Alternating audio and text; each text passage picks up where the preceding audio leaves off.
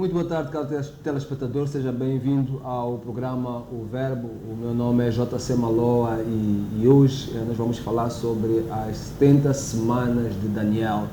Um tópico muito pertinente este, 70 semanas de Daniel, até porque para aqueles que estão familiarizados com escatologia, devem perceber que é um tema complexo de ser tratado, envolve muitas abordagens, mas nós vamos hoje entrar com profundidade na Bíblia e tentar trazer aqui aquilo que é o suco das promessas de Deus, plasmadas nas suas profecias. Desta feita, esperamos que o programa seja realmente uma bênção, que seja abençoado você, sua casa, sua família. Pegue na sua Bíblia, pegue na sua caneta, pegue no seu caderno, porque vamos ter muitas notas hoje. Estou com o Bispo Antônio Oliveira e sempre que temos ele aqui é realmente uma bênção, por isso vamos mesmo cumprimentá-lo. Muito boa tarde, Bispo. Boa tarde, meu amigo, irmão JC Maloa, como vai? Eu me sinto bastante à vontade já aqui nesse programa O Verbo, né? Já faço desse programa a nossa casa também, né? Nosso cooperador, é sempre muito bom ter aqui conosco, né? Amém. Amém. Eu quero cumprimentar toda a equipe do programa, a direção da TV Mega e todos os nossos telespectadores, né?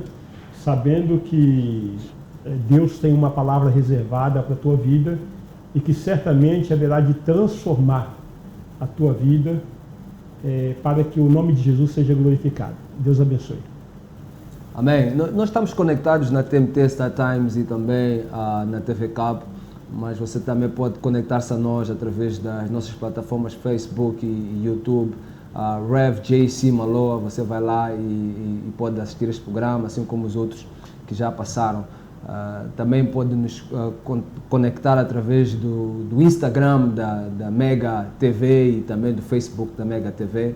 E, portanto, estão criadas aí as plataformas para você estar ligado a nós. Queremos mandar aqui uma saudação especial ao Gospel Maungo, nosso parceiro, que tem feito sempre a transmissão também em direto do programa O Verbo, para você que está conectado através da plataforma Facebook do Gospel Mahungo, nossas saudações especiais. Vamos diretamente ao nosso programa, vamos aqui que é o nosso tópico, as 70 semanas de Daniel, e vou convidá-lo a ir à Bíblia no livro de Daniel capítulo 9. Estamos a falar de Daniel, então temos que ir para o livro dele, né? Daniel capítulo 9, a Bíblia, ela diz e ensina a partir do versículo 23. No princípio das tuas súplicas saiu a ordem e eu vim para tu declarar, porque és muito amado. Considera, pois, a coisa e entenda a visão. 70 semanas estão determinadas sobre o teu povo e sobre a tua santa cidade, para fazer cessar a transgressão, para dar fim aos pecados, para expiar a iniquidade, para trazer a justiça eterna, para selar a visão e a profecia, e para ungir o Santo dos Santos. Sabe e entende, desde a saída da ordem para restaurar e para edificar Jerusalém, até ao ungido ao príncipe, 7 semanas e 62 semanas, as praças e as circunvalações se edificarão, mas em tempos angustiosos. Depois das 62 semanas, será morto o ungido e já não estará. E o povo de um príncipe que há de vir destruirá a cidade e o santuário, e o seu fim será num dilúvio. E até o fim haverá guerra, desolações são determinadas. Ele fará firme aliança com muitos. Por uma semana, na metade da semana, fará cessar o sacrifício e oferta de manjares sobre a asa das abominações. Virá o assolador, até que a destruição que está determinada se derrame sobre ele. Portanto, este é o mistério que foi revelado a Daniel no capítulo 9. Este profeta que tinha uma intimidade, uma relação com Deus, e uma grande intimidade de relação com Deus, dizia, e por causa dessa relação, ele era um homem de muita oração. A Bíblia diz que 3 vezes ao dia ele orava a Deus. Foram-lhe reveladas coisas que estavam por vir. E este mistério, este é um dos mistérios de vários que Daniel foi revelado. Temos este aqui em Daniel 9, que trata especificamente das 70 semanas. E eu vou começar mesmo, antes de entrar para as escrituras, eu vou perguntar aqui ao bispo, por que é que Deus, ao dar esta revelação a Daniel, ele não foi muito explícito? Por que é que ele usa semanas e depois ele faz contração de semanas, 70 semanas, uma semana, vamos lá ver como é que ele mesmo coloca aqui no 24. 70 semanas são determinadas sobre o teu povo, sobre a tua santa cidade, para fazer cessar a iniquidade. Depois ele diz assim no 25, 7 semanas e 62 semanas. Porque aqui é muito jogo de semanas, depois de números. Por que Deus não foi muito claro em estipular, por exemplo, os períodos? Também com esta questão vai aqui a maneira como a gente interpreta estas semanas. Como é que nós podemos pegar estas semanas e o que estas semanas realmente significam? Então são duas perguntas que fiz. Primeiro, por que Deus coloca as coisas assim um bocadinho mirabolosas? Dá um bocadinho de tontura quando a gente lê esta passagem. E segundo, que interpretação que a gente dá a esta coisa de semanas? Por que usa exatamente semanas nesta revelação aqui de Daniel? Na verdade, nós precisaríamos voltar na história ao ano 586 a.C.,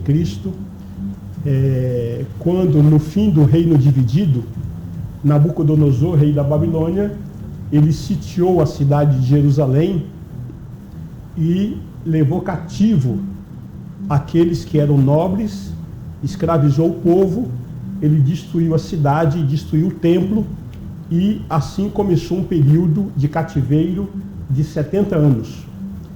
Então, esse povo, eles foram levados em 3 levas. Uma leva através de Esdras, uma segunda leva através de Neemias e uma terceira leva através de Zorobabel. E Daniel era muito jovem na época, o ano era 606 a.C., quando ele foi levado na primeira leva para o cativeiro babilônico. E ali então, ele lendo as escrituras referente ao profeta Jeremias, ele descobriu que o tempo do cativeiro seria de 70 anos.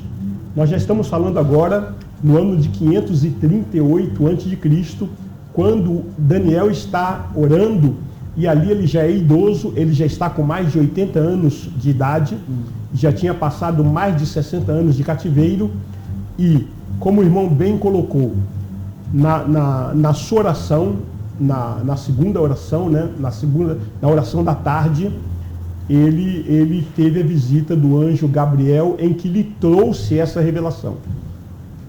É muito importante frisar que o profeta Daniel foi o profeta do Velho Testamento que mais orava a Deus.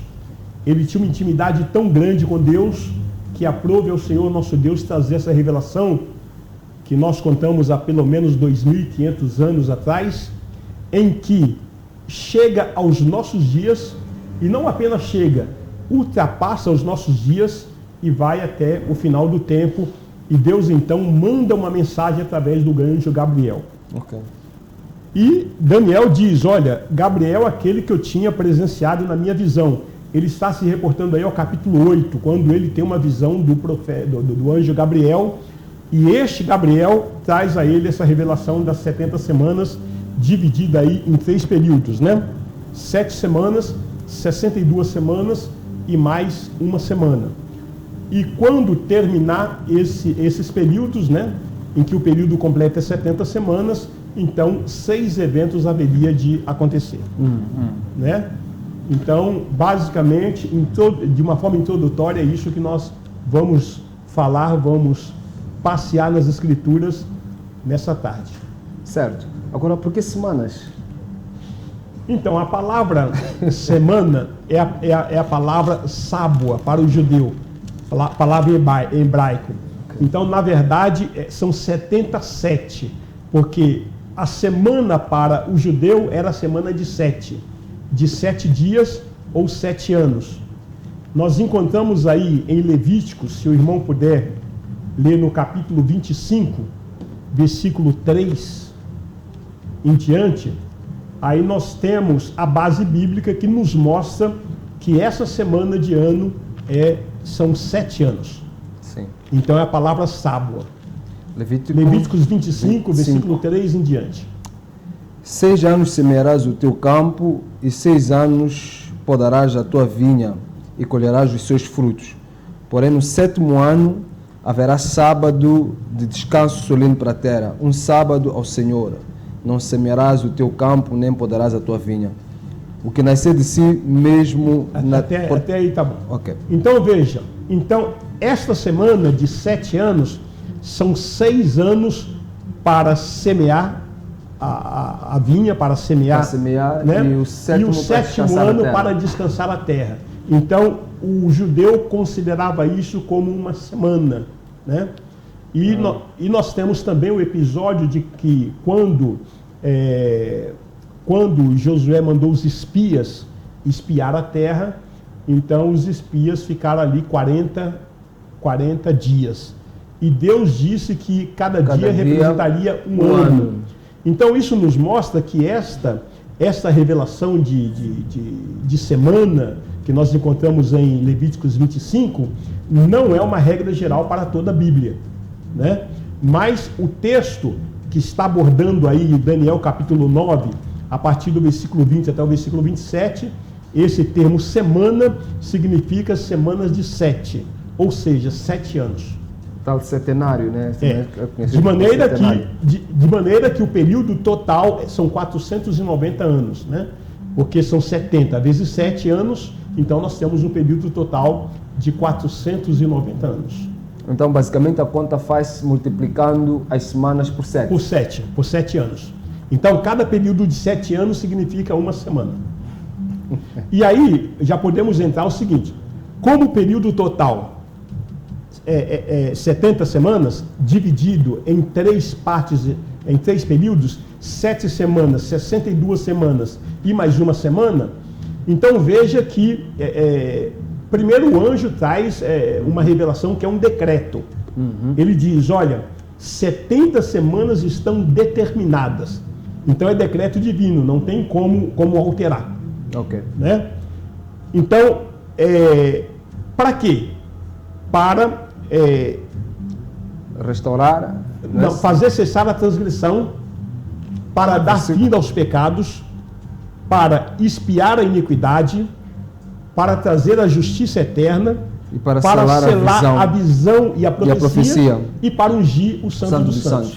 Então, 70 semanas o período completo para que esses 6 eventos acontecessem. Então, o que nós concluímos é que esses eventos não terminaram ainda. Então, por analogia, as 70 semanas não terminou. Ok. Mas, por que ele dividiu em 3 períodos? 7 semanas. E ele deu o ponto de partida, desde a saída da ordem para restaurar e para edificar Jerusalém, esse é o ponto da partida, até a ungida ao príncipe, 7 semanas. Aí ele diz que as praças e as circunvalações se reedificarão, mas em tempos angustiosos. Aí nós percebemos que a partir do momento que saiu a ordem para restaurar e para edificar Jerusalém, durante 7 semanas, que é o período inicial, a cidade foi reconstruída, os muros reconstruídos, o templo foi reconstruído, o que durou 49 anos. 7 vezes 7, 49. Sendo que só o templo ficou 16 anos interrompido na sua construção, por causa das intrigas, né, de Sambalá, Tobias e outras intrigas políticas. Eles com muitas dificuldades, porque o anjo Gabriel disse a ele que em cima de muita dificuldade ele estaria construindo a cidade e construindo o templo, né? Okay. Então essa construção demorou 49 anos, que foi desde a saída da ordem até o terminal da construção da cidade, das tranqueiras, né? Quando fala tranqueiras, está falando de trancas, está falando de portas, né? E as circunvalações está falando de praças, está falando de ruas. Então é construir uma cidade para que o povo pudesse regressar do cativeiro babilônico, em que estava 70 anos, e assim estabelecer a vida nacional em Israel. Certo. Caro telespectador, você que conectou-se agora ao programa O Verbo, estamos aqui a falar sobre as 70 semanas de Daniel. Estamos fazendo a interpretação de Daniel capítulo 9 e fomos lendo do versículo 23 em diante, em que Daniel traz-nos aqui esta divisão de 7, 62 e uma semana, e estamos a tentar perceber qual é o significado destas semanas de Daniel. Já foi dito aqui pelo bispo que tem aspectos que ainda estão por ser cumpridos dentro desta semana, mas eu quero, vamos lá começar mesmo do princípio, porque a Bíblia diz aqui no versículo 25, saiba e entenda que a partir da promulgação do decreto que manda restaurar e reconstruir Jerusalém, até que o ungido, o líder, venha, haverá 7 semanas. Quando a gente vê os livros de Neemias, por exemplo, e do Esdras, nós encontramos alguns decretos aqui. Temos o decreto, por exemplo, do rei Ciro, que está no livro do Esdras, capítulo 1 e no capítulo 5 também. Temos depois outro decreto do Dario I, está no Esdras também, capítulo 6. Depois temos o decreto do Artaxerxes I, e temos do Artaxerxes também temos mais 2 decretos. Temos o primeiro decreto, que está no livro de Esdras, capítulo 7, e temos o último decreto que está no livro de Neemias, capítulo 2. De onde é que a gente começa essa contagem? Qual dos decretos é que se refere aqui? O do Neemias, ou os que estão no livro do Esdras? É do Artaxerxes, do Dário ou do Ciro? Então, para que possamos chegar nos decretos, é bom nós esclarecermos um pouco antes, né, o que o anjo Gabriel fala para Daniel o seguinte, que 70 semanas está determinadas sobre o teu povo e sobre a tua santa cidade. Então, esses eventos que eles não ocorreram ainda, eles são para o povo de Israel, para o judeu e para a cidade de Jerusalém. Não é para a igreja. Se bem que a igreja está latente na profecia. Ela está embutida na profecia, okay. E mais tarde nós vamos comentar sobre isso. Okay. Né? Então, como os eventos ainda não aconteceram, porque quando fala cessar a transgressão não cessou ainda para o judeu e nem para a igreja também. Okay. Isso só cessará quando Jesus Cristo voltar e estabelecer o reino milenar. Então, quando o judeu se converter, né, quando o Senhor voltar e ele se apresentar ao judeu como Messias e haverá uma grande conversão em massa do povo judeu, aí sim, aí vai cessar a transgressão. Okay. Dá fim aos pecados. O pecado não chegou ao fim, nem para o judeu e nem para a igreja. Se bem que para a igreja já deveria ter chegado ao fim. Por quê? Porque em Romanos o apóstolo Paulo nos mostra, no capítulo 6, versículo 10 e 11, que nós não somos mais escravos do pecado. E nós temos o Espírito Santo. A partir dessa primícia, nós temos a total condição de ter uma vida sem pecado. Né? Por quê?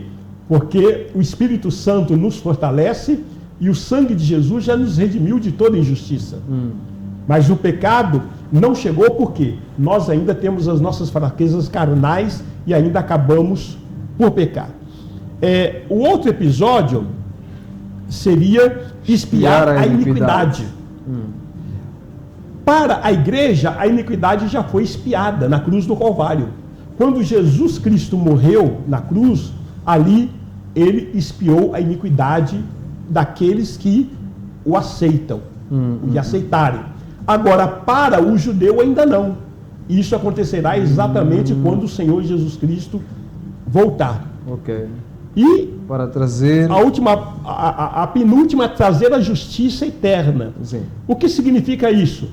Significa que nós estamos vivendo em um ambiente, em uma sociedade global com uma injustiça aguda, agônica, uma injustiça ferrenha, uma injustiça moral, uma injustiça social, e que o próprio apóstolo Paulo, em 2 Tessalonicenses, no capítulo 2, versículo 7 ao versículo 10, ele deixa claro que o mistério que opera é o mistério da injustiça, o mistério da iniquidade.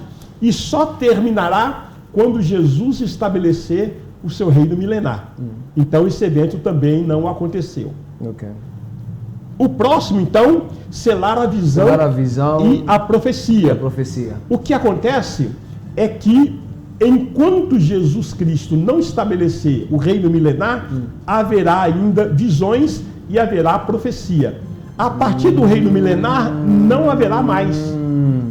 Isso está muito claro em Zacarias, no capítulo 13, versículo 3 até o versículo 5. Zacarias?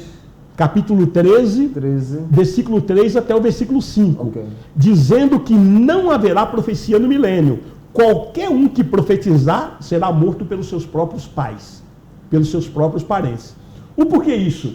Porque o próprio Jesus estará aqui reinando e nós estaremos reinando com ele. Então não há necessidade de visão e não há necessidade de profecia. Então, esta visão e a profecia vai cessar quando estabelecer o reino milenar. E por fim, o sexto evento será então ungir o Santo dos Santos. Por que a necessidade de ungir o Santo dos Santos? Nós sabemos que o templo ele era construído com o Santo dos Santos, com o lugar santo e o átrio do templo, né? Então, como esse templo que será reconstruído, ele está falando aí do terceiro templo. O primeiro templo foi construído por Salomão, o segundo foi construído por Zorobabel e foi ampliado e embelezado por Herodes, e o segundo foi destruído pelo general Tito no ano 70 da nossa época. Okay. O primeiro foi destruído por Nabucodonosor nesse evento aí de 586 a.C., né? O templo de Salomão. Mas o terceiro templo, que será reconstruído, o anticristo vai se assentar nele e ele vai começar a abominação desoladora. Ele vai profanar o templo. Então, requer que, antes de começar o milênio, esse templo seja purificado. O templo será construído. Será construído. É este que anda agora aí em voga. Então, o Instituto do Templo é em Jerusalém. Sim. E já tem tudo pronto para a reconstrução do templo. Por que é necessário cumprir-se essa profecia? Porque em Tessalonicenses diz que o iníquo, ele se assentará no trono de Deus, no templo de Deus, e ele chamará a adoração para si, ostentando-se como se fosse o próprio Deus. Interessante, que eles estão a cumprir com uma profecia, depois eles entram para aqui, não conseguem perceber que estão a andar de acordo. Então, para isso é necessário que aquelas duas mesquitas, né? A mesquita de Omar, que é o Domo Dourado, e a mesquita Al-Aqsa, que estão ali no Monte Moriá, é necessário que elas saiam, que elas sejam derrubadas, para que ali seja reconstruído o templo, né? Mas aí nós já entramos em um acordo de paz entre árabes e judeus, em que nós cremos que dentro desse acordo de paz, ele será cedido para reconstruir o terceiro templo. Só uma curiosidade, esse templo vai ser construído antes ou depois do arrebatamento? Eu penso que vai ser construído antes do arrebatamento. Aí nós vamos falar sobre a última semana de Daniel, né? Que está dividida em 1260 dias, que são 3 anos e meio, mais 42 meses, que são 3 anos e meio. Então, é necessário que esse templo seja construído antes dessa última semana, para que o anticristo possa sentar nele e possa se ostentar como Deus e se levantar contra tudo que se chama Deus ou é objeto de culto, conforme está escrito aos Tessalonicenses. Ok, então qual dos decretos aqui que a gente começa a contagem? Exatamente. Chegando então, por que nós fizemos essa explicação? Para que nós possamos entender a partir daqui que o anjo Gabriel, ele dá o ponto de partida. Ele diz: desde a saída da ordem para restaurar e para edificar Jerusalém até a ungido ao príncipe. Sim. Então, esse ponto de partida é que nós precisamos identificar. Qual foi o ponto de partida para para restaurar e para edificar a cidade de Jerusalém.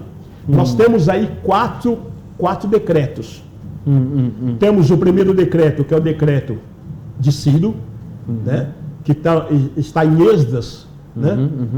Temos o decreto de Dario, que também está em Esdras, aí no capítulo 6. Sim. E temos um terceiro decreto de Artaxerxes, que é conhecido na história como Xerxes I, que também está em Esdras, no capítulo 7. E esses 3 primeiros decretos, eles estão autorizando o povo a voltar para Jerusalém e reconstruir o templo. Tanto o decreto de Dario, o decreto de Ciro, e esse terceiro decreto que foi de Artaxerxes, ele só está autorizando a reconstrução do templo, né? Não da cidade. Mas como o anjo fala reconstruir a cidade e o templo, então nós encontramos o 4º decreto, que está em Neemias, no capítulo 2, versículo 1 até o versículo 8.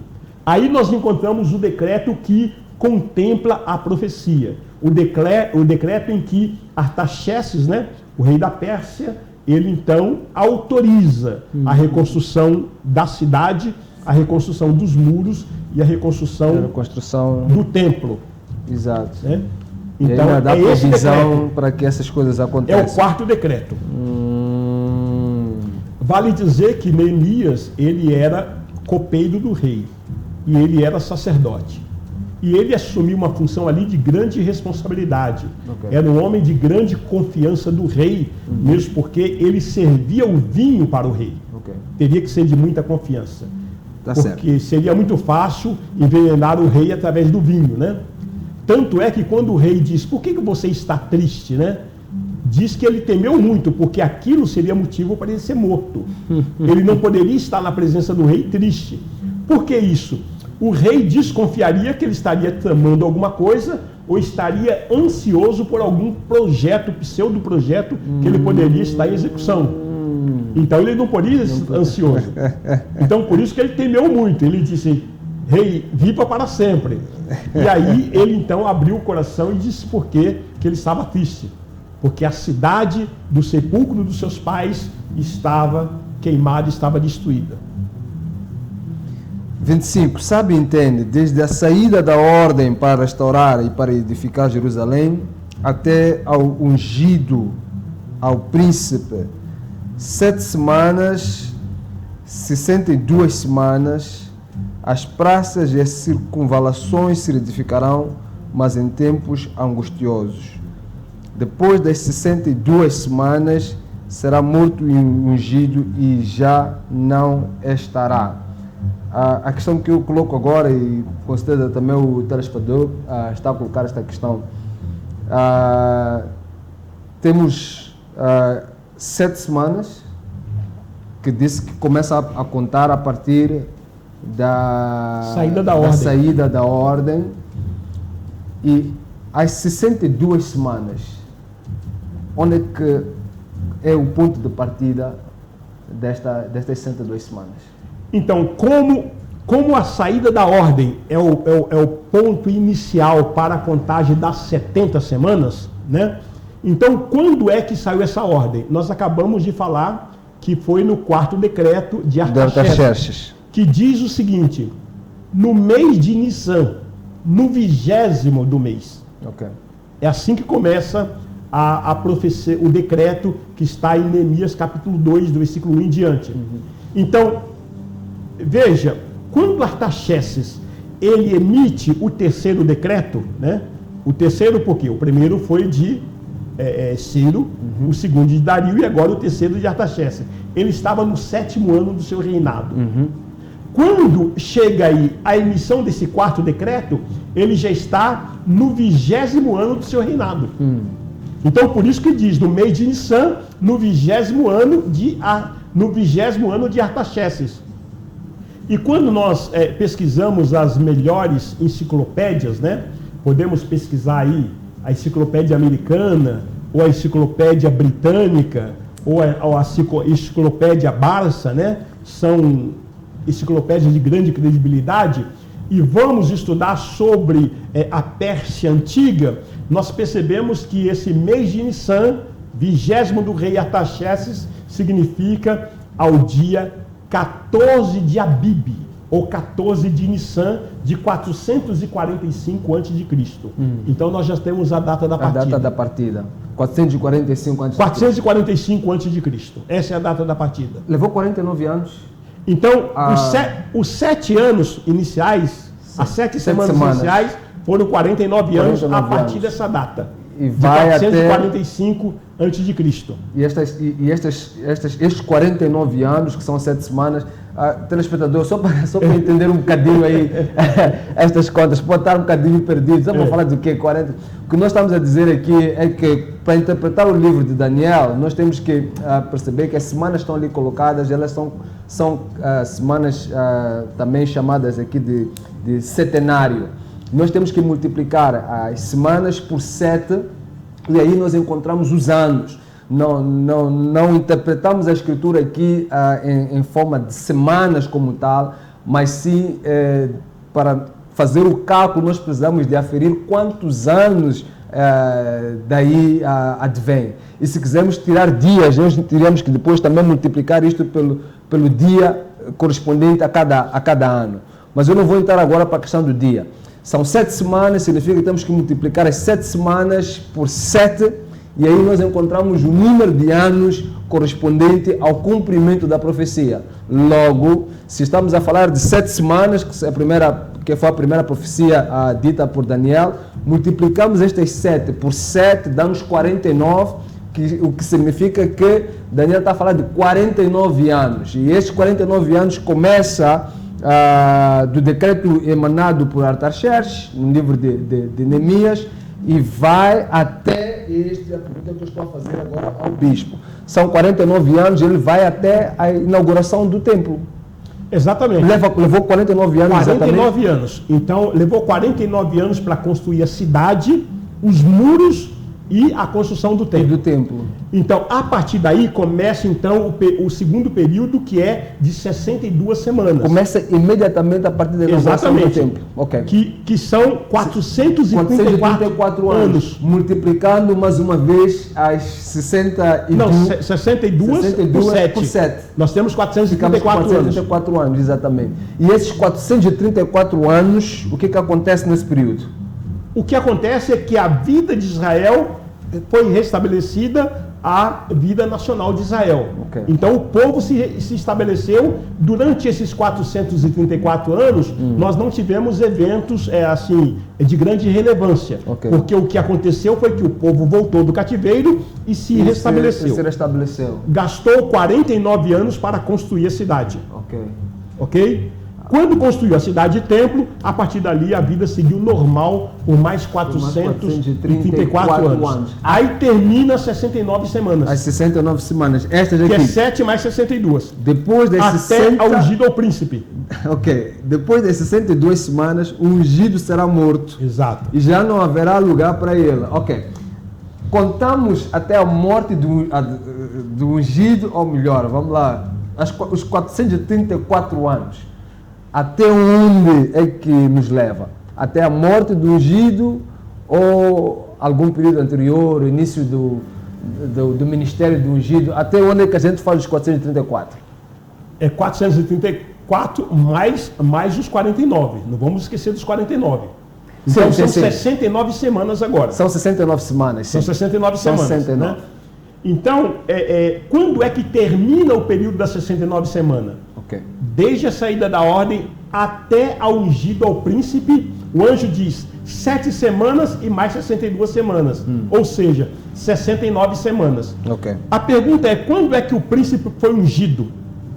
Antes disso, eu gostaria que o irmão lesse aí em Daniel capítulo 9, versículos 25 e 26. Daniel 9, 25 e 26. Tem alguma preferência pela versão? Fique à vontade. Tá certo, então vou ler aqui na nova versão internacional, 25 e 26. Saiba e entenda que a partir da promulgação do decreto que manda restaurar e reconstruir Jerusalém, até que o ungido, o líder, venha, haverá 7 semanas, 62 semanas. Ela será reconstruída com ruas e muros, mas em tempos difíceis. 26. Depois de 62 semanas, o ungido será morto e já não haverá lugar para ele. A cidade e o lugar santo serão destruídos pelo povo do governante que virá. O fim virá como uma inundação.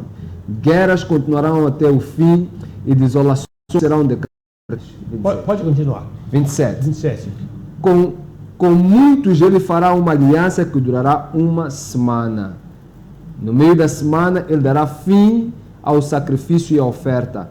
E numa ala do templo será colocado o sacrilégio terrível até que chegue sobre ele o fim que lhe estará decretado. Então o que nós queremos observar aí nesse versículo 26 e versículo 27, que há dois príncipes diferentes que não poderão ser confundidos. Tanto é que o primeiro príncipe chama ungido, ele está em letra maiúscula, significa Jesus Cristo. Está referendando a Jesus Cristo. Ah, sim, tem um primeiro ungido aqui com letra maiúscula. Com letra maiúscula. O segundo príncipe já está com letra minúscula. Esse segundo príncipe já é o anticristo. Então é muito importante entendermos isso. Ok? Então o que nós temos de revelação aí do anjo Gabriel? É que da saída da ordem até ao ungido ao príncipe, 7 semanas e mais 62 semanas. E quando é que o príncipe foi ungido? Quando é que o príncipe Jesus foi aclamado? Foi justamente quando ele entrou na cidade de Jerusalém, sendo aclamado por seus discípulos e por toda aquela população que ali estavam, dizendo: bendito que vem em nome do Senhor, hosana nas maiores alturas. Ele então, assentado num jumento, ele entrou na cidade de Jerusalém para cumprir Êxodo capítulo 12, se separar por 14 dias, porque no 14º dia ele seria morto no crepúsculo da tarde. Bispo, então as 69 semanas, só 69 semanas... Terminou quando Jesus entrou em Jerusalém. Exatamente. Marcos capítulo 11, né? É Marcos capítulo 11, versículo 11. Você vê isso. Por que exatamente ali? Por que estamos a assumir que é ali? Veja bem, vamos lá. Você veja em Lucas capítulo 19, você pode ler a partir do versículo 28, que você percebe a entrada triunfal de Jesus em Jerusalém.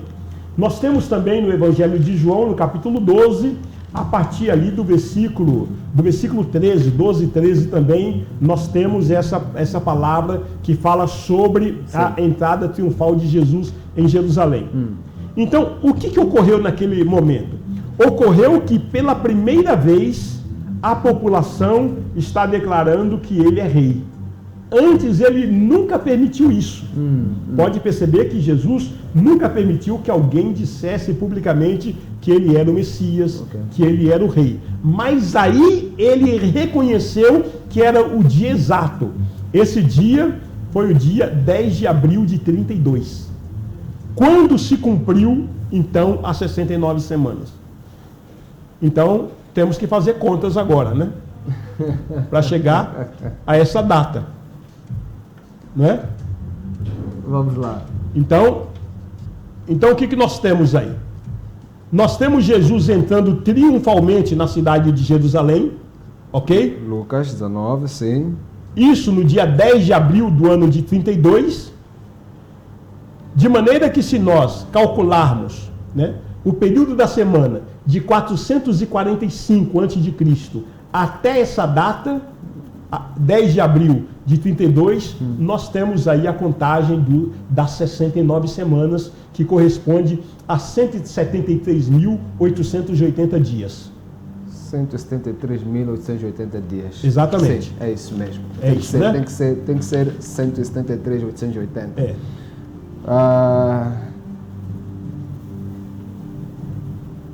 Estas 69 semanas que correspondem a 173.880, como é que chegamos mesmo a este número, 173? 445 a.C. Sim. Até o ano 33, que foi da vida de Cristo, nós temos aí 478 anos. Sim. Pegando esses 478 anos, que são os 69 vezes 7, é 483 anos. Ok. É por isso que nós chegamos nisso, né? Então, aí nós percebemos o seguinte, né? Nós temos 445 anos antes de Cristo. Sim. Até o ano 32, nós temos 476 anos. 476 anos vezes 365 dias, que são os dias do calendário que nós temos, né, o calendário gregoriano, o calendário cristão, nós temos um total de 173.740 dias. Nesse período, nós temos 116 dias relativo a anos bissextos. Sim. 116 dias. E do dia 14 de março até o dia 6 de abril, nós temos mais 24 dias. Então, somando isso daí, nós temos, então, os 173.880 dias. É a prova. Que corresponde a 483 anos. 483 anos. É, exatamente. 483 exatamente. Que são os 69 vezes 7. Então, aconteceu no dia exato da profecia, do cumprimento da profecia, do cumprimento dos 69 anos, foi ali que Jesus entrou triunfalmente na cidade de Jerusalém. O que atrapalha um bocadinho aqui nessa escritura é que ela diz assim, no versículo 25, desde a saída da ordem para restaurar e edificar Jerusalém até ungido ao príncipe, 7 semanas e 102 semanas, as praças, circunvalações reedificarão, mas em tempos angustiosos. Depois das 102 semanas, será morto ungido. Exatamente. Depois que Jesus entrou triunfalmente em Jerusalém, no burrinho, o que aconteceu? Marcos capítulo 11, versículo 11, diz que ele foi ao templo e ele viu como estava o templo e como já era tarde, ele foi para Betânia. E aí ele voltou. João capítulo 12, versículo 1 diz que ele volta com seus discípulos. Okay. Né? Nessa volta, aí ele já se separa, já é no dia 10 de abril, e ele se separa por mais 4 dias, porque no 14º dia, que foi na sexta-feira, ele seria morto no crepúsculo da tarde, ou seja, às 15 horas. Então, depois das 62 semanas, depois que Jesus entrou triunfalmente em Jerusalém, aí aconteceria 2 eventos. A profecia diz que aconteceria 2 eventos. Primeiro, será morto o ungido, o que aconteceu no dia 14 de abril, né, na sexta-feira, e a cidade seria destruída, o que aconteceu no ano 70 da nossa era, através do general Tito. Será morto e ungido e já não estará...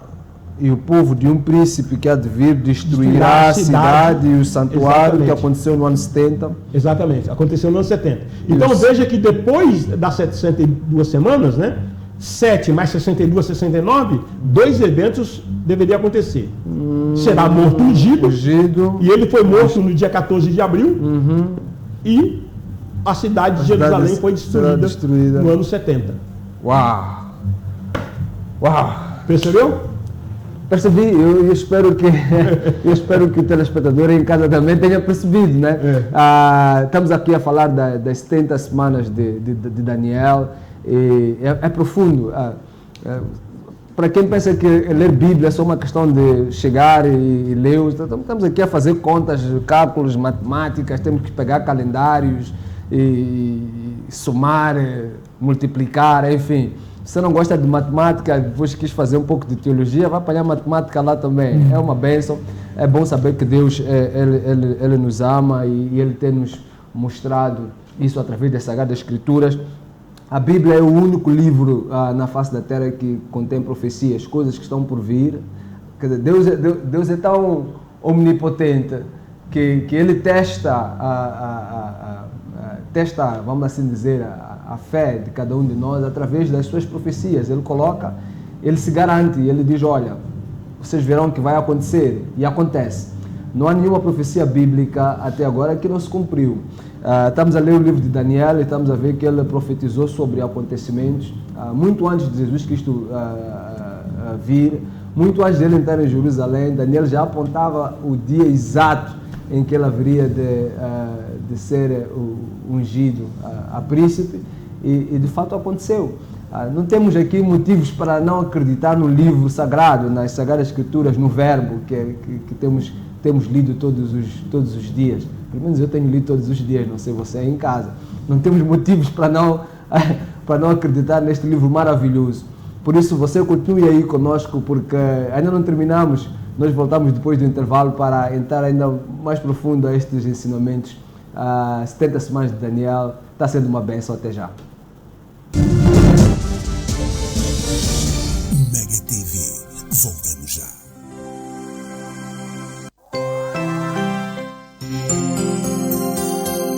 Mega TV. A Fleetrack Moçambique é uma empresa de segurança eletrónica com foco no rastreamento de viaturas através do sistema GPS. Aproveite a super promoção de 6.860 meticais mais taxa de instalação por ano para viaturas ligeiras. Estamos em Maputo, Matola, Xaixai, Beira, Tete, Pemba e Nampula. Atendimento pelo 85 28 28 100 ou 85 28 28 400. Fleetrack Moçambique. Rastreamento, seguros, alarmes e extintores. Saiba mais em www.fleetrack.co.mz. Quando chegamos à nossa casa, Queremos tudo à nossa maneira. a Sara faz sempre o jantar acompanhada pela novela e pelas notícias na TV e no telemóvel. Enquanto isso, o Benny vive colado ao tablet e ao seu programa preferido. A princesa Xana adora usar o seu telemóvel para ver os desenhos animados. Já o Papá Nelton nunca perde um jogo da bola com as gravações da Box Vive Mais. Com o serviço Vive Mais da TV Cabo, a família vê televisão como quiser, quando quiser, porque cá em casa mandamos nós. Adere já em tvcabo.mz. Casa do Extintor Limitada é uma empresa moçambicana vocacionada na venda, manutenção e prestação de serviços de sistemas contra incêndios. Vendemos extintores, placas de sinalização, sprinklers, material da EPI. Realizamos obras de sistemas de detecção de incêndio, sistemas de supressão, formação e certificação. Casa do Extintor Limitada. A sua segurança não tem preço. Sejam bem-vindos a DK Eventos Limitada, uma empresa vocacionada na gestão, produção e consultoria de todo o tipo de eventos corporativos e institucionais. Cuidamos do seu evento ao mais alto nível de exigência nos padrões internacionais de qualidade. Realizamos análise técnica, assessoria, organização, orçamento, pré-evento, follow-up dos convidados e follow-up dos fornecedores. Estamos presentes em Maputo desde 2011. Informações 82 ou 84 28 48 55 0. E-mail eventos@dk.co.mz. DK Eventos. Deixe-nos cuidar de cada detalhe. Easy Host Moçambique é uma empresa moçambicana de tecnologias de comunicação e informação vocacionada no desenho de websites, registro de domínios, hospedagem de páginas web, desenvolvimento de sistemas e aplicativos mobile. Vendemos e instalamos sistemas de telefonia digital, IP e VoIP. Garanta já a sua presença online. Empresa que é empresa tem página web, e-mail corporativo e você não vai perder esta grande oportunidade. Ligue já 8528288000. E-mail suporte@easyhost.co.mz. Easy Host Moçambique.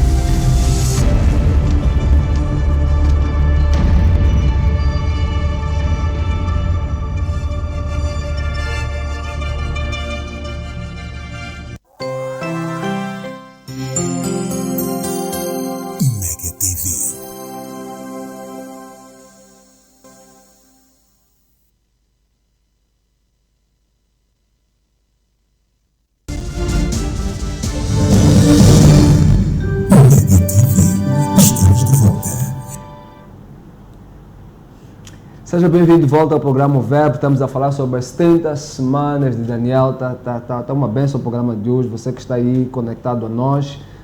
vamos abrir as nossas linhas para que, havendo alguma dúvida, possa colocar e na graça do Senhor, nós vamos respondendo aquilo que serão as questões lançadas. Estamos no 84 28 28 900. Vou repetir, 84 28 28 900. Entre em contato conosco que vamos conversar um pouco acerca deste livro maravilhoso que é a Palavra do Nosso Pai. Bispo, antes de entrarmos para a última semana, nestas contagens que nós estamos aqui a usar, nós entramos aqui para... fica sempre no ar se usamos 360 dias, 365, 366 dias. Sabemos que há vários calendários e os calendários divergem um bocado nesta questão. Qual é o calendário que nós devemos usar para fazer estas contas? Na verdade, o calendário que nós seguimos é o calendário gregoriano, em que ele foi estabelecido no ano de 1582 pelo Papa Gregório XIII. Né? Houve um cálculo aí de Dionísio Exíguo, um matemático, um astrônomo, no ano 500 da nossa era cristã. Ele fez um cálculo partindo do dia do nascimento de Jesus Cristo, né? Supostamente, e assim ele cria essa era do calendário cristão. E esses cálculos de Dionísio ficaram mais de 1000 anos sem serem utilizados. Somente no século XVI, então, que o Papa Gregório XIII, reunindo ali os matemáticos e os astrônomos, eles tomaram esses cálculos e estabeleceram esse calendário gregoriano. Ele então fez uma bula papal e estabeleceu esse calendário que nós seguimos hoje, chamado calendário gregoriano. Agora, ele estabeleceu a partir do nascimento de Jesus Cristo, a contagem do tempo, né? Da era cristã. Só que, pela contagem real do tempo, Jesus nasceu no século IV. 4 antes de Cristo. Quer dizer, fica muito difícil explicar isso, né? Como que Jesus poderia ter nascido no ano 4, ano 4 antes de Cristo, né? É porque realmente houve um erro ali, eles fizeram um ajuste, de maneira que esse erro nós suportamos até hoje. Sim. O calendário gregoriano, na verdade, hoje nós estaríamos no ano 2016, né? 17, 18, 19, 20. Então nós temos aí um avanço nesse calendário de 4 anos. E esse calendário gregoriano, ele foi tomado como contagem do tempo a partir da fundação de Roma, por Rômulo e Rêmulo, né? Que foram os fundadores e foram os primeiros imperadores de Roma. Isso aconteceu no ano 750 a.C., e como houve um eclipse lunar na época, e eles eram muito supersticiosos, eles deixaram para começar a contagem no ano 754 a.C. Por isso que deu essa diferença de 4 anos. Dizem também que há um erro aqui, por exemplo, em Lucas 23, 23, que diz assim: ora, Jesus, ao começar o seu ministério, tinha cerca de 30 anos. Assumiu-se que foi realmente com 30 anos, quando a Bíblia não diz que foi com 30 anos, foi com cerca de. Exatamente. Então, provavelmente... Por quê? Porque, por exemplo, quando foi que Jesus morreu? Jesus morreu com 29 ou 33 anos, por causa dessa diferença de 4 anos. 29 para nós, se começarmos a contar do ano 1. Do ano 1, exatamente, Sim. do ano 1. Então, como o calendário está com essa defasagem de 4 anos, então nós temos que trabalhar com essas duas datas, ou 29 ou 33, que Jesus morreu. Agora, veja que o calendário judaico, eu gostaria, antes disso, que o irmão lesse em Daniel capítulo 7, versículo 25. Daniel capítulo 7, versículo 25. Daniel 7, 25, a Bíblia diz: proferirá palavras contra o Altíssimo, magoará os santos do Altíssimo e cuidará em mudar os tempos e a lei. E os santos lhe serão entregues nas mãos por um tempo, 2 tempos e metade de um tempo. Em cuidará de mudar o tempo E a lei cuidará em mudar os tempos e a lei. Então veja que diz que haverá um poder que mudará o tempo e as leis. Então Deus estabeleceu para o povo judeu o seu calendário começou no dia 7 de outubro de 3761.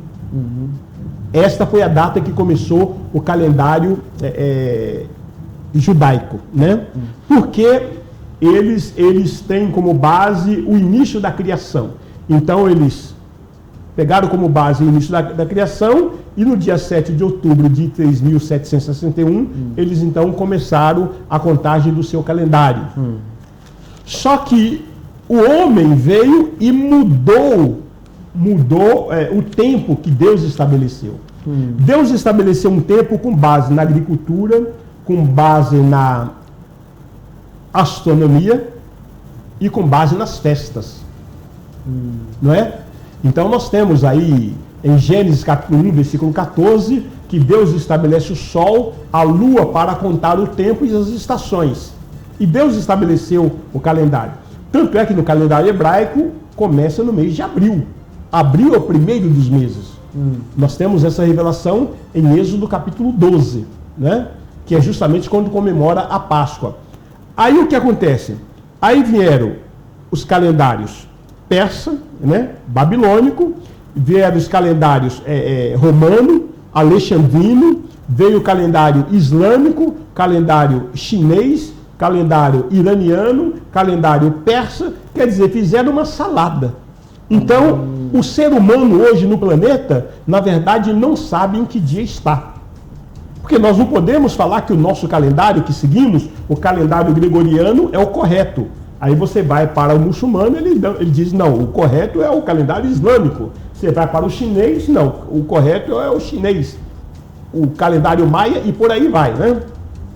Então, na verdade, o que nós precisamos entender é que as profecias precisam ser entendidas dentro do calendário de Deus, o calendário hebraico. E nós fazemos uma correlação com o nosso calendário simplesmente para entendimento. Então, o calendário judeu é de 360 dias, não de 365 dias. Esse calendário de 365 dias, ele começou no Egito, e no começo tinha apenas 10 meses. E quando Roma vem, estabelece o calendário romano, o calendário alexandrino, para homenagear Júlio César e César Augusto, eles introduzem mais 2 meses, o mês de julho e o mês de agosto. E nessa introdução que eles fazem para homenagear esses 2 imperadores, eles alteram o tempo. Então, por exemplo, setembro, que significa 7, passou a ser 9. Outubro, que significa 8, né? O significado, eu estou falando do latim, né? Sim. Então, aí já é o 10 agora. O novembro, que significa 9, passou a ser 11. E dezembro, que é a palavra decem, do latim, decem, passou a ser 12. Ok. Interessante isso. Então, veja, a Terra, ela gira em torno do Sol no período de 365 dias, né? Mais 5 horas, 48 minutos e 46 segundos. Então, esse tempo, ele não é divisível por 24. Por isso que no calendário alexandrino, a cada 4 anos, ele tinha uma diferença de 3 dias, por causa dessa soma de minutos e segundos. E quando chega no calendário gregoriano, Gregório pega e ajusta essa questão, criando assim o ano bissexto. Certo, acho que está compreendido. Deu para entender? Deu para entender. A última semana. Bom, então, nós falamos até agora, desde a saída da ordem até ao ungido ao príncipe, 7 semanas mais 62 semanas. Já se cumpriram. se cumpriram quando? Quando Jesus entrou triunfalmente na cidade de Jerusalém. 2 eventos deveriam seguir a partir dali. Seria morto ungido e a cidade seria destruída. Ali então Deus ele encerra a história para abrir uma lacuna profética e introduzir a igreja. Esse mistério que Deus tinha no seu coração antes da criação do mundo. Deus tinha um mistério. E ele abre uma lacuna profética, ele para o tempo da humanidade, introduz a operação da igreja, para depois ele voltar a tratar com o povo por uma semana. Então, a igreja, ela está, vamos lá assim, congelando o tempo. Ela entrou para parar o tempo. Isso é profundo. É profundo. Você vai encontrar essa revelação em Colossenses capítulo 1, versículo 24 em diante. Vamos lá, deixa-me lá ler isso. Bom, antes de Colossenses, eu gostaria que você lesse Apocalipse capítulo 10, versículo 7. Depois nós vamos para Colossenses capítulo 1, versículo 24 em diante. Apocalipse capítulo 10, versículo 7. 10, 7. A Bíblia, ela diz e ensina. Mas nos dias em que o 7º anjo estiver para tocar a sua trombeta, vai cumprir-se o mistério de Deus, da forma como ele o anunciou aos seus servos, os profetas. Então diz que Deus tem um mistério. Mistério é para poucos. Mistério é segredo. Deus para a história da humanidade. Quando Jesus ali entra triunfalmente em Jerusalém, Deus para a história e abre uma lacuna profética para a operação da igreja, para introduzir o seu mistério. Segundo ele anunciou aos seus servos e profetas. Somente quando terminar a operação desse mistério, a operação da igreja, é que o Senhor volta a contar o tempo novamente, trazendo o que faltava a última semana de Daniel. E aí nós vamos ler então Colossenses capítulo 1, versículo 24 em diante. Colossenses 1, 24. A Bíblia, ela diz e ensina. Agora me regozijo nos meus sofrimentos por vós e preencho o que resta das aflições de Cristo na minha carne a favor do seu corpo, que é a igreja, da qual me tornei ministro de acordo com a dispensação da parte de Deus, que me foi confiada a vosso favor, para dar pleno cumprimento à palavra de Deus. O mistério que estiver... Veja o mistério. Ele começa a falar da operação da igreja, do cumprimento do estabelecimento do reino, e ele chega concluindo dizendo que isto é um mistério. Né? Agora você pode saltar para o mistério que estiver oculto dos séculos e das gerações. Exatamente. Estava agora oculto. Todavia se manifestou aos 6 anos. Estava oculto no coração de Deus. Nós não percebemos esse mistério no Velho Testamento. Esse mistério Deus nunca revelou a ninguém. A igreja. A igreja. Então o grande mistério que Deus tem na terra é a igreja. O que a maioria dos homens não percebe, não sabe. Não, de fato, porque quando, sabe. Por exemplo, Daniel, quando ele vai fazer a interpretação do sonho de Nabucodonosor, ele vê aquela rocha, né, que solta-se, cai nos pés da estátua e depois ela cresce, né? Sim. E só em Mateus 16 é que depois Jesus faz esta analogia, dizendo: sobre esta rocha edificarei a minha igreja. Exatamente, a rocha é Jesus Cristo. Exato. A primeira palavra a primeira menção da palavra igreja, nós encontramos em Mateus capítulo 16, versículo 18, né? Sobre esta rocha edificarei a minha igreja e as portas do inferno não prevalecerão contra ela. Então, por que é um mistério? Porque a maioria dos homens do planeta não sabe o que é igreja. É por isso que Jesus diz: esta verdade não te foi revelada por carne. É por isso que nós somos tão enfáticos a dizer os ministros, os pastores: para de ficar propagando, ensinando que denominação é igreja. Não tem nada a ver. Denominação é prédio, denominação é placa, denominação é organização. E você fica chamando as pessoas para ir para a sua igreja. Você está ensinando errado as pessoas. Igreja é um mistério. O que é igreja? Somos nós. 2 ou 3 reunidos em Cristo Jesus. Não importa se estamos em um programa de televisão, não importa se estamos numa sala. Aqui já é uma igreja. Aqui já é uma igreja. Estamos aqui conversando sobre Jesus. Isso é igreja. Organismo vivo. Não é placa. Ah, faz uma visita na minha igreja. Você está ensinando o povo errado. Você está conformando o povo ao erro. É por isso que é um mistério.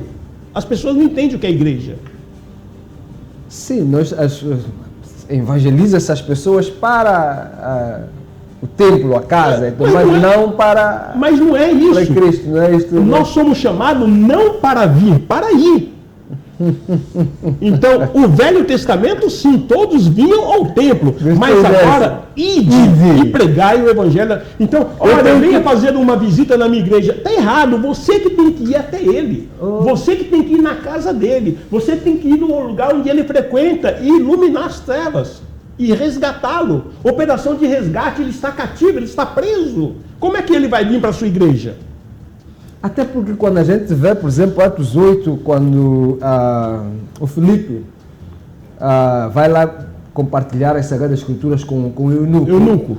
Depois que ele percebe a essência deste mistério, exatamente, Deus lhe arrebata e Filipe e o eunuco continuam com a sua viagem. Exatamente. Né? Ele estava em Samaria, em Gaza, depois ele foi arrebatado e foi para outro ponto. E o Filipe continuou. Percebeu? Nós não conseguimos, quer dizer, nós estamos a falar assim daquilo que é na generalidade do evangelismo, né? As pessoas não conseguem compartilhar a palavra com alguém para depois deixá-lo ir. Exatamente. Fica aqui comigo. É isso que é o grande mal. Eu fico satisfeito se aqui na minha igreja, tiver milhares e milhares de pessoas. Nós chegamos a... Você pergunta se aquelas pessoas têm condição, por exemplo, de fazer um ID, fazer uma missão. Não conseguem.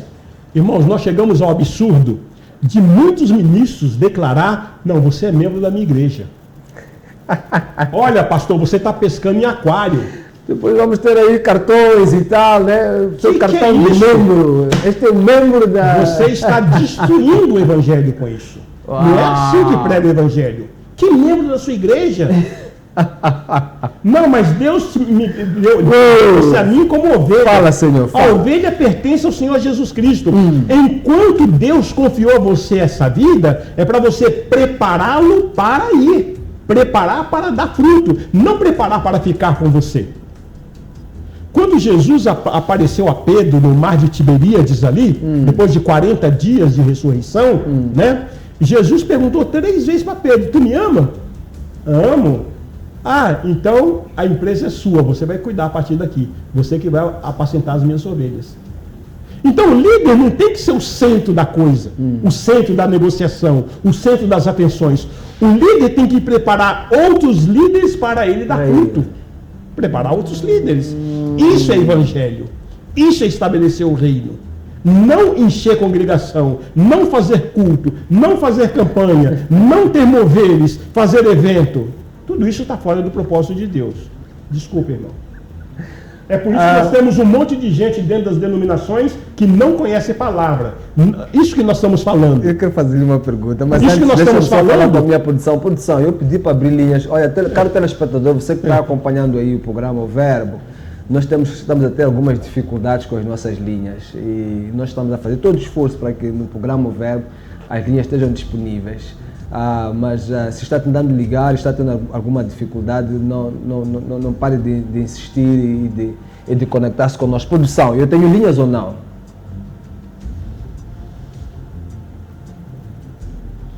Tá certo, estou a ouvir dizer que tem linhas, então pode entrar em contato conosco, ligue para nós e vamos ver até que ponto é que a gente consegue interagir. Bispo, tem problemas com cultos?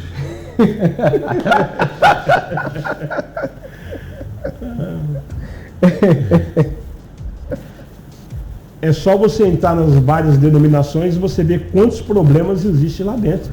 Porque está tudo fora da ordem divina. E as pessoas enganosamente estão dizendo: a Deus está aqui.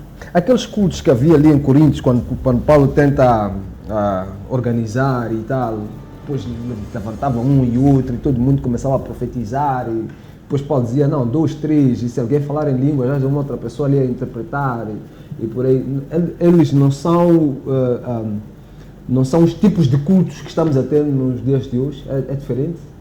O culto como acontecia no primeiro século e o culto hoje Irmão, eu quero desafiar todos vocês aí que estão me ouvindo, né? Você pode ligar aqui, pode me procurar, né? 84-567-6067 é o meu número pessoal, né? 84-567 6067. Eu quero que você me diga qual que era a igreja do apóstolo Paulo. Qual que era a igreja do apóstolo Paulo? Lucas capítulo 8, versículo 1, Lucas capítulo 10, versículo 1, diz que Jesus ia de cidade em cidade, de aldeia em aldeia, pregando o reino de Deus, e os seus discípulos iam com ele. O apóstolo Paulo ia de cidade em cidade, estabelecendo a igreja, a escatologia. E quando fala igreja aos Filipos, igreja de Éfeso... Ia mesmo fazer essa pergunta. Exatamente. Igreja aos Colossos, aos Tessalônica, não está falando uma igreja local, está falando a igreja que está na cidade. Na cidade, sim. A igreja que está na cidade de Colossos. Onde é que essa igreja se reunia? A Bíblia diz, reunia-se na casa. Né? Onde é que Paulo ministrava o local físico? Atos capítulo 28, no final, responde. Ele alugou uma casa e ele recebia aqueles que lhe procuravam. Durante 2 anos, sem impedimento algum, ensinava a palavra de Deus. Não é? Filemão, versículo 2, a igreja que está na sua casa, tantos outros lugares. Durante 200 anos da nossa história cristã, né? Primeiro século, segundo século, não tinha templos físicos. As pessoas se reuniam em casa, as pessoas se reuniam na tumba, as pessoas se reuniam na praça, na praia, e a igreja sobreviveu e chegou até os dias de hoje. Agora, se você quiser saber qual que é o modelo de igreja, é só conhecer Atos dos Apóstolos. E Atos dos Apóstolos você não vai encontrar a maioria das liturgias que nós fazemos hoje. Você não encaixa em Atos dos Apóstolos. Não encaixa. Não é verdade? Então, conhecereis a verdade vos libertar. Este é o verbo, não é? Aqui a gente quer ver aquilo que a palavra, aquilo que a Bíblia nos ensina. Você até pode ficar chocado, mas isto aqui... por isso é que a Bíblia diz, olha, verificando, cada um de vós verificando se aquilo que está sendo dito aqui é ou não é, né? Tem essa liberdade de ir à Bíblia e verificar. De facto, quando analisamos as Sagradas Escrituras, esse é que era o padrão. Isso não podemos negar. Não podemos sair. Conversando com Cornélio foi em casa. Claro. Pedro teve que ir lá. Exatamente. Quando falamos da Dorcas, em casa. Foi em casa. Foi em casa. E os diversos encontros. Mesmo os encontros que Jesus Cristo teve, alguns deles foram em casa. Né? Em casa, ou então saíam, iam a algum lugar e congregavam e passavam de ponto em ponto. Aí os pastores ficam brigando com o governo para abrir igreja. Abre igreja. Estado de emergência. Irmão, para com essa paranoia. Igreja é você, na sua casa, prepara o seu povo, vai de casa em casa. Ninguém pode te impedir de fazer isso. Não, sabe o que está acontecendo, bispo? A coisa está padronizada dessa maneira. Está conformado. Fica difícil hoje, de certa maneira, desconstruir isto. Um bocadinho complicado desconstruir. Mas é necessário. É por isso que estamos aqui, não é? O apóstolo Paulo, em cada cidade que ele chegava, ele estabelecia a eclesiologia, ou seja, estabelecia a liderança e mandava. É o que nós temos que fazer hoje. Você precisa pegar as pessoas que Deus está te dando, né, para você ensinar, para você instruir, você prepara e manda. Olha, você vai para cá, você vai para cá, você vai para lá, você faz isso. Não vem todo mundo para cá. Vocês vão. E aí você, como líder, vai passando e checando, estabelecendo estratégias. É a igreja de Atos. Hoje eu te vou dizer que vai ser poupado hoje porque as linhas parece que não estão a fluir, não é? Tá bem, tem certeza que tem muito pastor, homem de Deus, ou mesmo aqui, os nossos telespectadores que gostariam de colocar o seu ponto de vista em relação a isso. Mas como vai voltar, eu vou fazer questão das nossas linhas, porque já deu o seu número também. Não há problema. Ok, a última semana de Daniel, a Bíblia diz e ensina-nos aqui que Vamos lá, só estou aqui a voltar para o livro de Daniel, que é para ver se pegamos esta última semana, né? Conforme aquilo que está escrito. Daniel 9, já cheguei lá.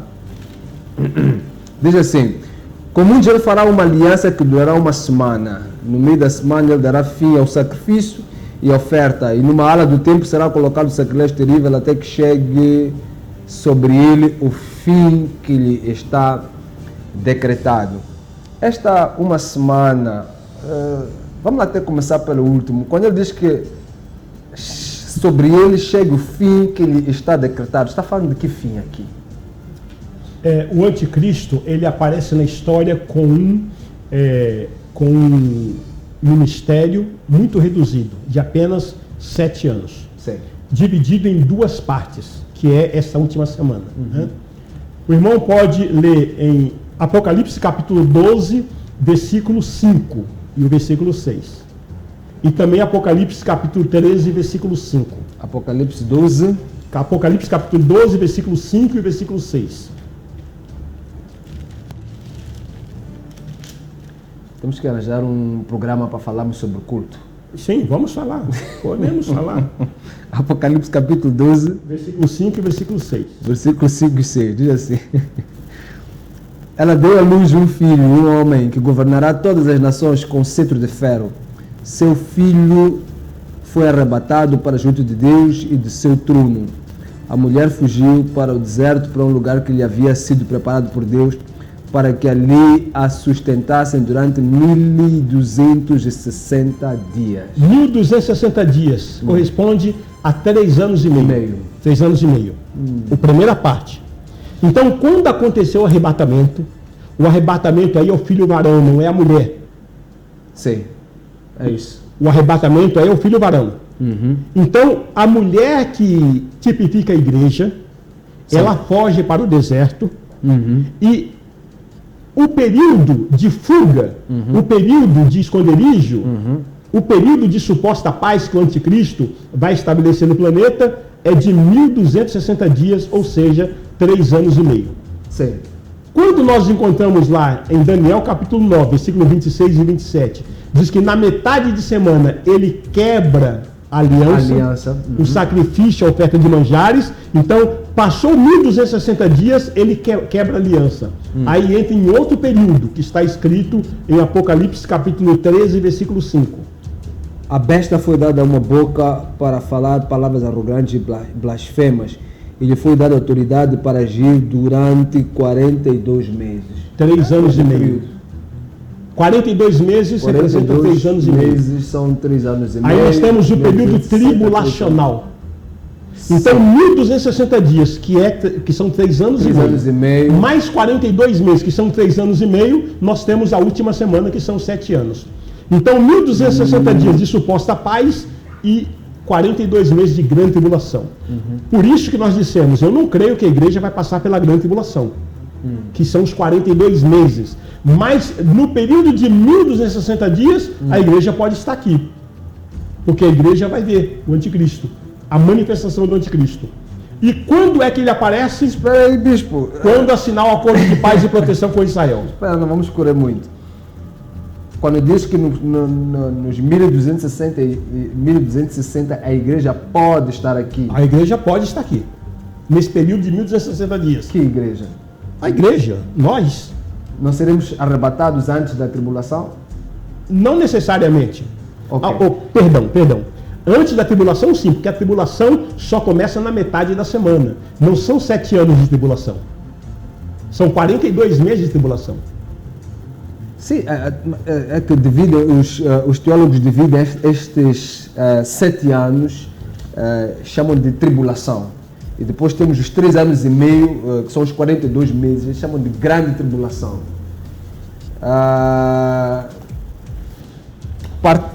Partia do princípio que os 1260 dias já é um período turbulento. Hoje nós estamos vivendo um período turbulento. Quem pode dizer que não? Hoje é um período turbulento. Agora, uma coisa é você viver na turbulência, o que nós estamos vivendo, e que as coisas vão se acentuar e ficar cada vez mais difíceis, até entrar os 1260 dias. Suposta paz.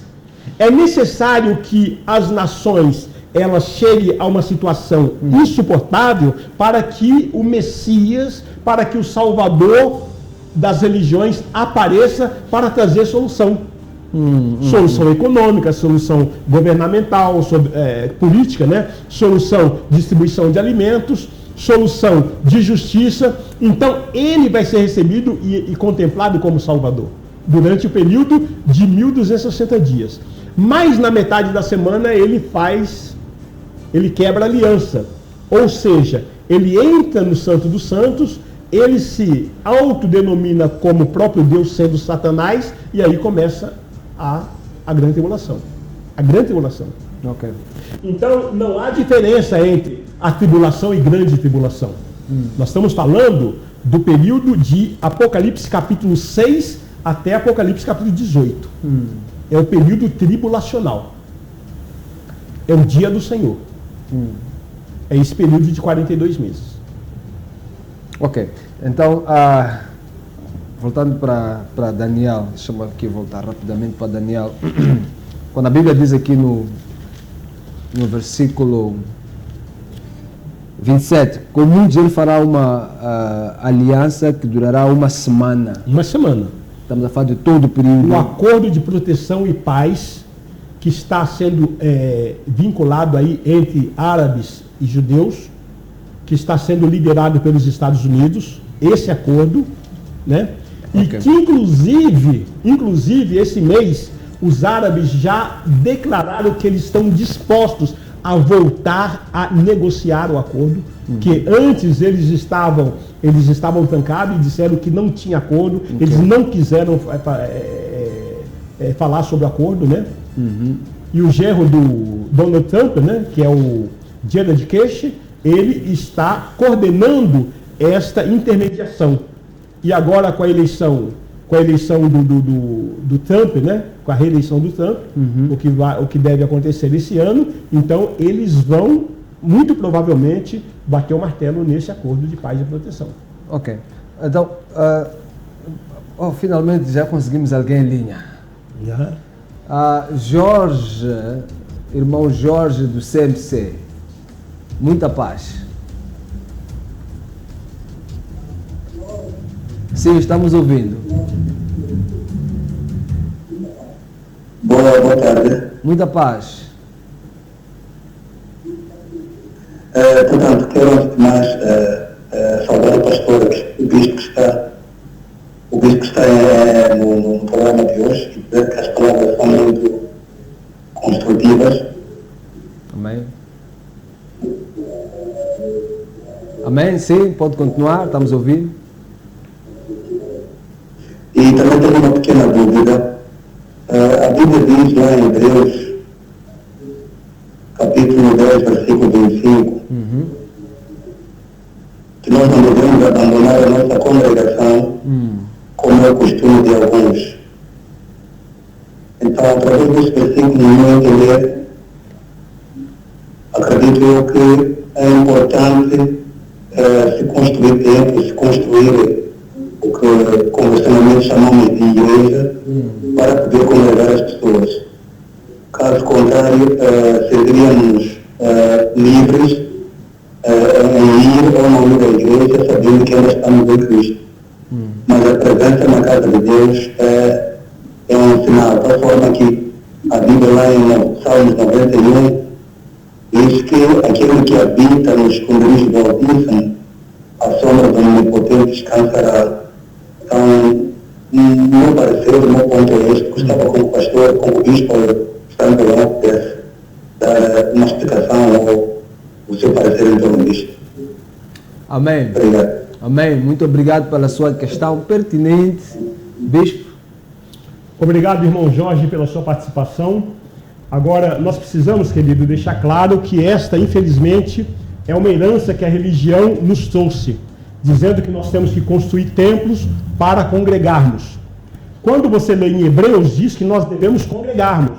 Isso é bíblico, nós devemos congregarmos. Não está dizendo que nós temos que construir templos para fazer isso. Por exemplo, eu e o pastor Malô estamos aqui congregados. Isso aqui é uma congregação. O que é congregação? é a união de 2 ou mais pessoas em nome de Cristo. Quando perguntado para Jesus como é a sua igreja, ele respondeu prontamente: onde houver 2 ou 3 reunidos em meu nome, eu estou no meio de vós.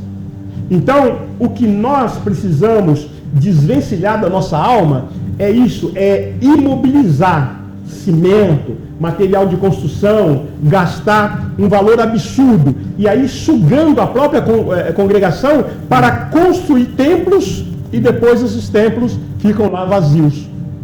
Esses templos não assumem o propósito que Deus estabeleceu para eles. Então o que nós queremos deixar muito claro, que a congregação temos que congregar, ok? E congregação, nós podemos congregar na sua casa, podemos congregar na rua, embaixo de uma árvore. Eu quero dizer o seguinte, o salão ou então no sítio onde eles vão construir e vão ficar lá. Aquele lugar é estratégico. Sim. O grande problema é que as pessoas santificam aquele lugar e diz que aquele lugar é igreja. Aí que está o problema. Eu não sou contra o salão. É isso mesmo que eu até queria mesmo assim. Eu não sou contra o local. Isso é estratégico. Sim. Agora, o grande problema é você usar aquele lugar como para dizer que ali é uma igreja, dizer que Deus está naquele lugar. Quer dizer, então Deus não está na sua casa. Deus não está na sua viatura. Deus não está na praça ou embaixo da árvore. Então você deve congregar em vários lugares. Não só no salão. Então nós não podemos fazer... Tanto é que Jesus não construiu nenhum templo e ele também não orientou em nenhum dos evangelhos alguém construir templo. Quando o irmão usa, por exemplo, Salmo 91, você está usando um texto do Velho Testamento. Lá sim, lá tinha templo. Lá as pessoas eram chamadas para ir para o templo. Agora nós não podemos usar o exemplo nesse sentido do Velho Testamento para a graça de Jesus Cristo que nós estamos vivendo hoje. Aí não cabe. Ok? Então, querido, obrigado pela sua pergunta. Eu espero que tenha... Não, eu gostei muito da pergunta que foi colocada, até porque com esta explicação acabou trazendo um pouco mais de profundidade, certo, né, certo. a questão.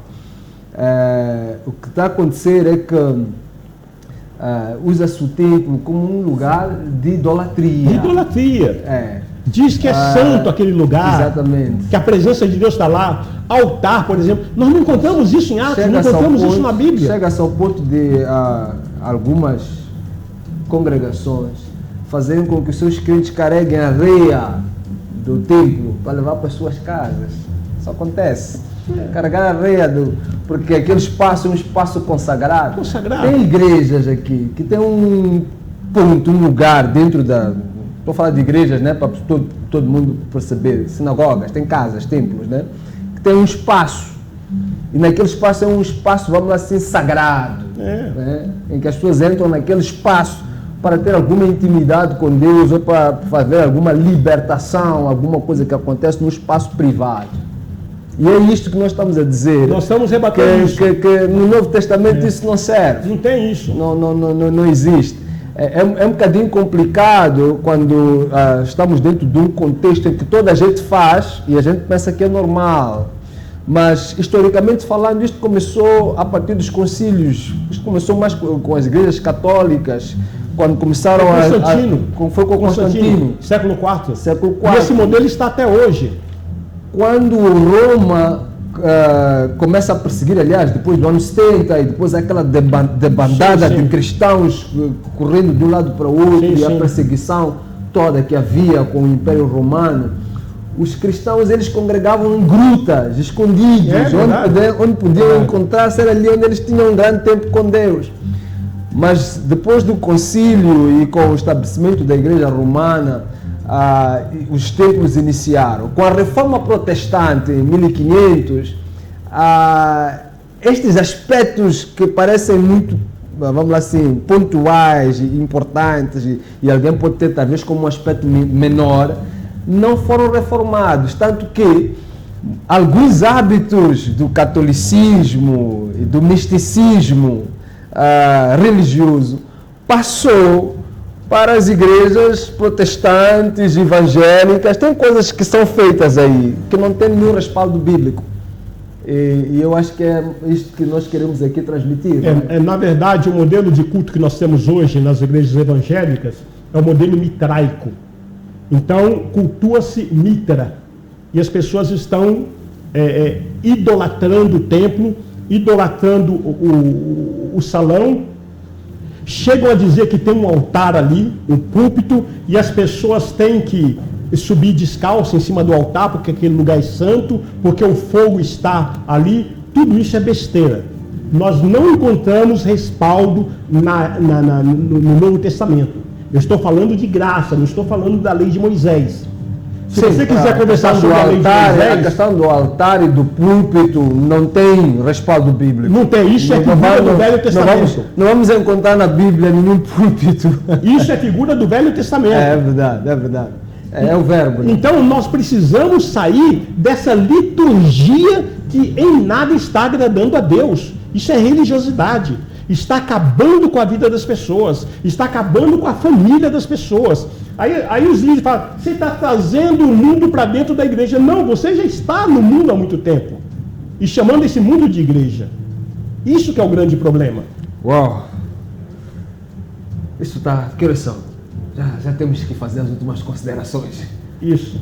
Mas aqui ficaram muitos pontos soltos. Nós temos que trabalhar um pouco aqui algumas coisas. Temos que trabalhar melhor a última semana de Daniel. Sim. Temos que trabalhar esta questão do culto. Temos que voltar aqui para trabalhar isto um pouco melhor. Claro. E nós vamos trabalhar sobre isso. Este é o programa O Verbo, caro telespectador. Estamos a ser abençoados. Vamos pedir ao Bispo Oliveira para fazer últimas considerações. Últimas considerações? Em Efésios capítulo 3, versículo 10, diz para que pela igreja a multiforme sabedoria de Deus seja revelado aos principados e potestades nos lugares celestiais. A única instituição que tem o poder e a autoridade de Deus na terra se chama Igreja de Jesus Cristo. Esta igreja, nós trabalhamos nela, nós somos gerados dela, nós pelejamos por ela, porque dessa igreja nós vivemos, nessa igreja nós nos movemos, que é a própria Igreja de Jesus Cristo. Nós não somos contra, absolutamente contra, aquilo que Deus te chamou para você, dentro de uma estratégia, produzir frutos. Agora, o que nós não podemos suportar é que são práticas que parecem que são de Deus, são feitas até em nome de Deus, mas não tem respaldo, não tem consonância, não se encaixa segundo a palavra de Deus. Atos dos Apóstolos é um grande exemplo. Se você tiver dúvida se o que você está fazendo na sua congregação está de acordo com a palavra, tente encaixar sua congregação em Atos dos Apóstolos e aí você verá se Deus está no negócio ou não. Bom, como a minha produção não está fazendo pressão, eu quero fazer uma pergunta. Pois não. Só para... há uma analogia aqui da entrada de Cristo triunfal no mês de Abib, é mês da Abib, mês de Abib, abril, né? Abril. E depois ele é coroado príncipe, por ele, e aquilo coincide com a Páscoa. Com a Páscoa. Nós podemos ou não podemos celebrar a Páscoa? Olha, o calendário judeu ele foi montado a partir da Páscoa. O calendário gregoriano também, Gregório montou a partir da Páscoa, né? O equinócio da primavera tinha que cair na Páscoa. Sim. Agora, entenda o seguinte: nós, cristãos, lavados, remidos, justificados pelo sangue de Jesus, não podemos praticar as obras do Velho Testamento. Não podemos praticar as festas do Velho Testamento. E a Páscoa era a primeira festa celebrada. Então, nós devemos celebrar a morte e a ressurreição de Cristo. Porque no Monte Betânia, Jesus transformou Páscoa em ceia. É ceia. Agora é ceia, não é Páscoa. Gálatas capítulo 3, eu me bati versículo 10. muito com essa assunto. Todas as Páscoas, eu me bato muito aqui com isso. Gálatas capítulo 3, versículo 10. Eu fico muito indignado quando vejo homens de Deus, carregam a Bíblia, Sim. celebrando estas festas, Páscoa, Natal. Você não encontra Jesus em nenhum momento mandando fazer isso. Veja bem, nós temos que entender que o Velho Testamento terminou quando o véu rasgou. Então, Jesus celebrou a Páscoa ali com seus discípulos, mas ele estava dentro do período do Velho Testamento, dispensação da lei. A partir do momento que ele morreu às 15 horas, o véu rasgou de cima a baixo, a partir dali não existe mais Páscoa. A partir dali é ceia. Até porque se fosse Páscoa, tinha que ser de acordo com o Antigo Testamento, que não faz muito sentido para nós. Jesus é o nosso Cordeiro Pascal. Ele já está em nós. Claro. Ele já cumpriu a Páscoa por nós. Então veja, Gálatas capítulo 3, versículo 10. Todos aqueles que praticam as obras do Velho Testamento estão embaixo de maldição. Ah, mas eu estou fazendo para Deus, não tem mal nenhum. Você está embaixo de maldição. Sábado. Também mesma coisa. Sábado está embaixo da maldição. Está guardando o sábado, está embaixo de maldição. Por quê? Sábado é obra da lei. Agora são todos os dias. Agora é orar sem cessar. Agora não há diferença de dia. E quem falou que domingo é o dia do Senhor? O Dominus, né? Isso aí quem criou foi Gregório. Quem estabeleceu isso foi Constantino, né? Reconhecendo o Gregório. Não, é o dia da ressurreição, não? O dia da ressurreição, mas não quer dizer que é o dia do Senhor. O dia do Senhor são todos os dias. Claro. E por que as pessoas falam que é Semana Santa? Santo é tu, que se santifica pela palavra de Deus. João capítulo 17, versículo 3, diz que é o instrumento da nossa santificação. E aí nós ficamos colocando santidade naquilo que não tem santidade. Não tem nada de santo. É tu que tem que ser santo, tem que ser separado. E não santificar a semana, não santificar objeto, não santificar liturgia, não santificar templo. Não tem sentido isso. Glórias a Deus. É sempre bom estar no programa O Verbo. Este é o programa da palavra, é o programa em que Deus tem a liberdade para falar e se exprimir. O Verbo é isto. Nós queremos voltar mesmo para as Sagradas Escrituras, trazendo até a sua casa a verdade bíblica. Conhecereis a verdade te libertará. É muito importante que estas verdades sejam apregoadas nos dias de hoje, até porque tem muita coisa aí que está sendo dita e feita que não tem nada a ver com a palavra de Deus. Mas aqui no Verbo você encontra a verdade crua e nua, e eu fico muito abençoado de ter aí em casa. E a minha oração é sempre que durante o programa haja libertação, cura, salvação aí na sua casa. Por isso, esta quinta-feira nós vamos voltar com um programa muito pertinente. Também iremos falar sobre as festas judaicas, as festas e o seu cumprimento em Cristo Jesus. Por isso nós vamos, parece que estava tudo aqui alinhado. Deus sabe o que está fazendo no programa O Verbo. Vamos deixar ele fluir e para ele irá toda a glória. Estamos juntos? Até quinta-feira.